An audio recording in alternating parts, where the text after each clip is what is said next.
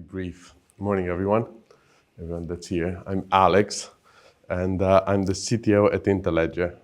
And today I'm going to talk about how we build payment networks at Interledger by going against the grain of everything you're taught that finance should be: closed, secret,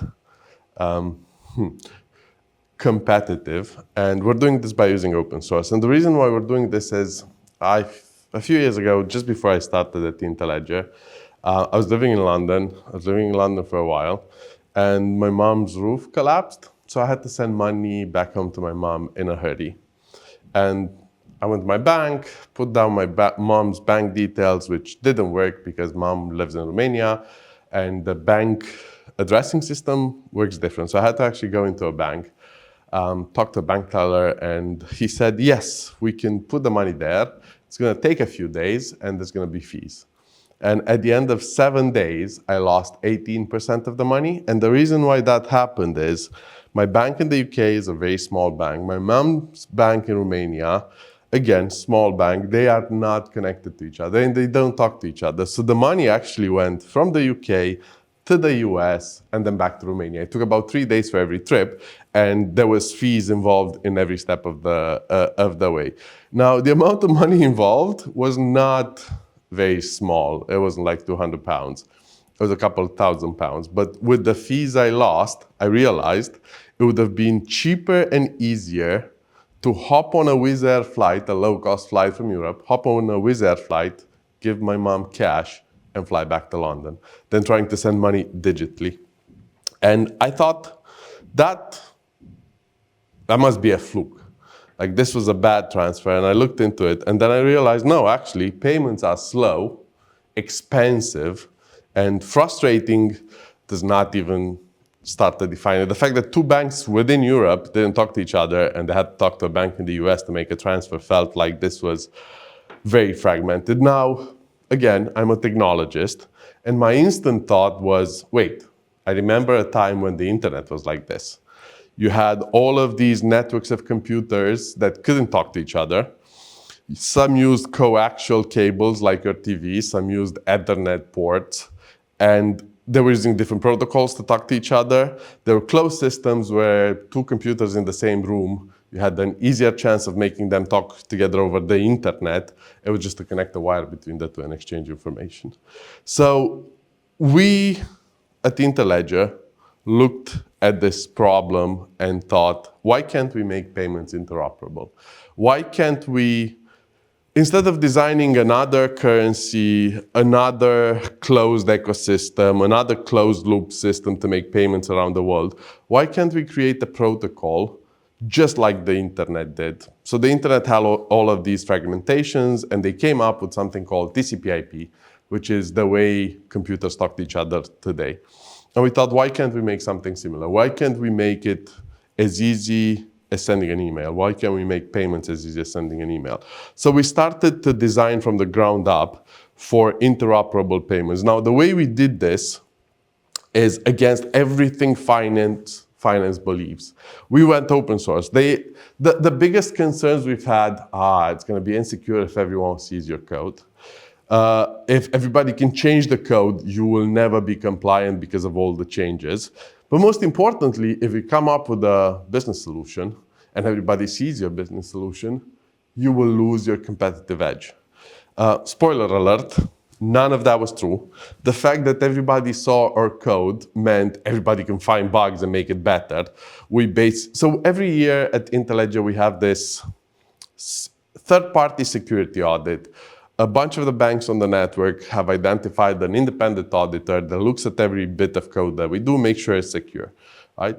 For the past 3 years, the independent security auditor has been finding less and less problems during our audit period, just because in the middle of the year, anytime really, anyone can look at the code and find the problem and fix it. The compliance uncertainty, actually, when you have this black box and you go in front of a regulator and you try to explain how the black box works, they go, I don't understand it, you're not compliant, you're not doing this. It is much easier to lift up the hood and show them what's inside and show them exactly how you're compliant. And the competitive edge, Well, while technically anyone can replicate what we did, we went ahead of the curve and we let anyone replicate what we do because it's part of being interoperable and part of what we believe in. So the way we've done this is we've basically adjusted our beliefs into 3 buckets. We call them pillars. So one of them is strategy, the way we make everything open. The second one is architecture. The way we designed the architecture of the system works just like the internet. Routers, we have the concept of routers, the root data packets. We've made it very one-on-one mapping to the internet. The main difference, or the only difference I should say, is on the internet today, if you packetize data, you take it from one computer to the next, and something gets lost, one of the data packets gets lost, you just resend it. If you try to do that with people's money, they tend to get a little bit upset. So there's no way to lose a money packet. And the third one is our community and our governance structure. We allow not only our core protocol to be changed by our community, but every piece of code can be audited, reviewed, or improved by our community. So we have one of our biggest projects on GitHub is Rafiki. Rafiki means friend in Swahili, I think. That's because we have South African roots, and a bunch of the names in our ecosystem are South African inspired. So Rafiki is supposed to be a friend, and that's because it helps you implement or integrate Interledger into your stack. It's got 315 stars on GitHub. If you look at any other fintech project out there, it's probably at the top. It's got about 60 people contributing code to it, and it's got almost 2,000 commits to it. Those 60 people, only about 3 or 4 actually work for Interledger. Everybody else works either for the banks in our network, digital wallets, just hobbyists, people who believe, or people who saw a problem and figured out a clever way to fix it. So the fact that we could 10x our workforce working on this project is why we still believe open source is the way to go. Now, I've put some other things in there to see the amount of people contributing to it. The RFCs are the way we document and define our protocol. And that has even more contributors because the RFCs are basically the basis of the protocol, and that's a bunch of words on a piece of paper. It's the rules that describe how a network of money should interact with each other. As you can imagine, it's a lower barrier to entry, so more people contribute with ideas than with code. And the third one in there, that's Interledger RS. That's a reference implementation written in Rust. We do not have a single engineer writing Rust at the Interledger Foundation. The entire reference implementation, which takes about 12 to 18 months to write, was contributor made. So 25 people needed a Rust implementation, and they just built it for themselves. We stewarded it and we helped them out with the way to architect the system, but none of the humans working for the Interledger Foundation has written a single line of code into that project, and I'm very proud of that.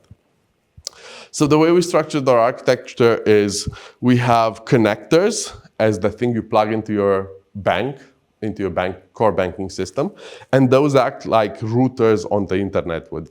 They take data from your ledger, they take money from your ledger, they packetize it, and they send it down to the next connector, to the next router in the network to exchange information. We have several implementations of the protocol. Probably the most popular one are Rust because it's fast. So if you want to move money fast, you need a fast language. And JavaScript was probably the first one we did, and we did entirely because a lot more people write JavaScript than Rust, and it's much easier to adopt. We've packaged all of these connectors and the kind of messy bit of glue code that you need to run into Rafiki so that it's even easier to adopt. Rafiki comes with a set of APIs on one hand for banks that allow you to manage your instance, and on the other side for bank account holders that implement a public-facing API we call Open Payments that allows anyone to instrument payments out of their accounts. The way we have set up the governance structure for the project, because we want it to be encouraging open participation is we have RFCs, which is basically stands for request for comment. So you come up with an idea, you write a little explainer paper, and you ask the community to vote on it and basically feed back into it whether or not this is good for the project and it should go in or not. The foundation only acts as stewards of this governance project. We do not believe in benevolent dictatorship. You see a lot of open projects out there or open source projects that believe in benevolent dictatorship. We don't believe in that. We believe in stewarding. We will help people get to a conclusion rather than enforcing our will at the end of the day. And you can see how that's helped or how that's influenced the amount of work that goes into Interledger projects. Since 2018, when we started doing this until today, the commits and the activity in our repos has been sustained. If you look at some of the projects, you can see when we had our first release, which was 2022, there was a massive push from around the community and a lot of people were contributing code to get Rafiki over the line, more than anything we could have done by ourselves. We built Rafiki in a few years. Other people who have tried to do this have been at it for the past 20 years. And we've managed to outpace the rest of the market just by letting everyone help us out. And if you look at the people that contribute, every year it's more and more. People don't just come and contribute and go away. Come and contribute and they stay, which is a testament to our great community team that kind of fosters that stewardship and brings community together, makes sure everybody is recognized and appreciated for their work. Now, that's a good story, right? That's a very good story. I'm here to tell a good story. But how does that actually work in the real world? Or what does this look like for the real world? Well, we have a bunch of open source projects that, because we are open source and we have a track record, they've chosen to adopt the protocol just based on the sheer innovation and beliefs. And I'd like to think they took a look at the code and they saw it was solid. So Mojaloop builds clearinghouses or software for clearinghouses, and they use Interledger concepts, and they inspired a lot of the project from Interledger. Because you can look at it and it's easy to audit the code, a bunch of clearinghouses and central banks have started pilot programs with it, started experimenting with it. JOPAC is the company that runs the payment system in Jordan, and they've had a multi-year project running with Interledger and how Interledger and open payments would fit within their new shiny payment system. People's Clearinghouse is an association, or PCH, is an association of microbanks from Mexico. So they have about 107 banks, some of them smaller than this room, where you have like 6 people working.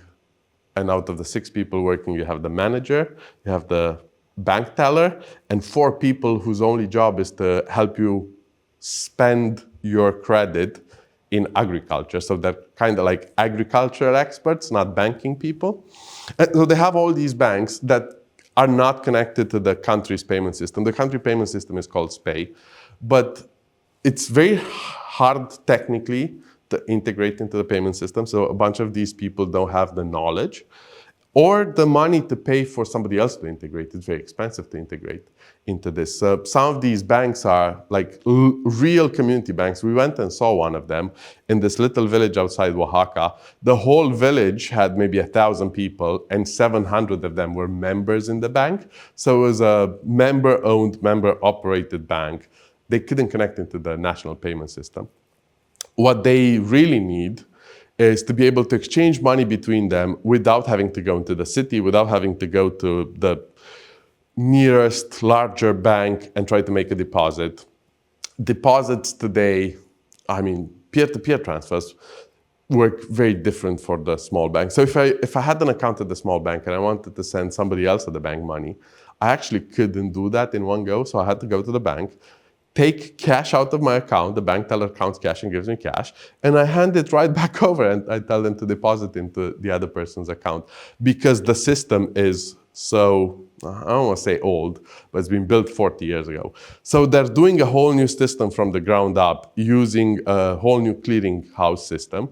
And they've put Interledger at the edge of it to help them connect their new payment network to the rest of the world. Because we've built this in the open, a bunch of people said, don't you think MongoDB is a little slow? Can't we do something better? So instead of using a commercial off-the-shelf database to store a transaction information, databases were made for numbers. They were made for text. So when you only input numbers into them, they get a bit slower. We, I think, managed to get about 60,000 transactions per second going. If you think about the payment network like Visa and MasterCard, that's about the same number they can support because of this technical limitation. So a team out of Cape Town sat down and creating a whole new accounting database for us. It's called Tiger Beetle. And because they built it from the ground up in the new and exotic language, it could support almost 1 million transactions per second. So we've built, so I saw somebody raising their eyes in the audience. 1 million transactions per second, and that's per instance. So technically, if you put 2 together, you can get more than that. So we've built our reference implementation on top of Tiger Beetle to take advantage of this speed. Because of this speed, which when we started doing a payment network, 1 million TPS wasn't on the roadmap. But because some people looked at our project, said, we can do better, now it is part of our core. Because we can do 1 million transactions per second, it means transactions for us are a lot cheaper to do than Visa and MasterCard. We can do a lot more of it. So then Visa and MasterCard, because they can only do 60,000 transactions per second, they have to limit the size of a transaction you can make. So if I try to pay $1 on a card right now, debit card, credit card, doesn't matter. If I try to pay $1, that's the minimum amount I can pay. But because of the way taxes or fees work in it, I lose 30 cents plus 2.75%. So that means I lose about 33 cents in the transaction when I pay $1. I don't know if you remember, a few years ago, Patreon used to do $1 payments or $1 support payments, and then they stopped doing it because the fees were so high and they were ingesting the fees. So they were losing 30% of every $1 transaction. So because we can do a lot more, our transaction size or our minimum transaction is a lot smaller. I think right now in the network we support 0.000000001 dollars. So that's basically 9 decimal points after the 0. As you can see, I had to count it on my fingers. Thank God I have enough fingers. So because we support transactions that are so small, some people have figured out they could use our network to stream payments instead of make payments. So imagine watching Netflix, and instead of paying for Netflix at the end of the month, you pay for every second that you watch. So if this month you didn't watch a lot of Netflix, you paid a few cents. If next month you binge watched a new series, you might pay more than your monthly subscription. Over the whole course of your membership, kind of evens out. If you're a big movie watcher, you give them more. If you don't watch that many movies, you pay less. So weaponization is a new standard in the browsers, which we are involved with the W3C, that allows people to stream money in real time for watching content, reading the news, watching a movie, listening to a podcast. Instead of paying a lump sum, you can pay for how much you use. And because of that, everybody can look at the code, everybody felt comfortable about adopting this open standard into their real world projects. As I was saying, the fact that we are transparent means that compliance is based on everything we do. Like every piece of code that goes in, you can look at the changes, you can look at how it affected the structure of the project or the functionality, so you can talk to the compliance people in real time instead of talking to the compliance people at the end of a release cycle. Because everybody can look at the code, everybody scrutinizes that code, we actually have a huge security advantage. Security through obscurity, or what the banks do, doesn't really work out. The risk of being hacked, even though you were obscured, is a lot higher when people don't have access to the code. And in terms of market advantage, this is complicated. One, we are an open source foundation, so technically, we are not allowed to turn a profit. In a market where everybody charges a lot of money for a new payment network, so if you are a country right now, one of the most popular, I'm not going to name names, but you can Google it, one of the most popular instant payment system in the world is in about 50 countries. Technically, there's about 70 countries in the world that have instant payment systems, and 50 of them have the same system. We talked to them, and a test version of the system, not the production version, a test version of the system was $12 million. If we wanted to go to production, that was a lot more. So being able to take something that's open source and help you run your payments instead of paying tens of millions of dollars for it, I don't know if that's market advantage or competitive advantage, but we get a lot more usage than that because of it. And so because we are transparent, it's worked out in the favor of people being able to see us and our track record. They've seen us. We've been around since 2016 when the idea for Interledger came about, and we've been building in the open since, and we've been growing since, so that people feel confident and comfortable we're going to be here 10 years from now. Also, the fact that a bunch of people have been interacting with our code and keep interacting with our code makes people feel comfortable that this project is going to be there for a while. If the company goes out of business, there's no risk for them. They just, if it's part of their core infrastructure, they can just take it up. So, as I was saying, we started this by breaking the right rules in finance. We made everything open source, and that's because we truly believe that the future of finance, just like the internet, is about building together out in the open, not about building yet another closed silo. And I think with that, I am done. If you have any questions, I'm here. If you're watching this on video, look me up on the internet and I answer any question you might have. Thank you. Are we done?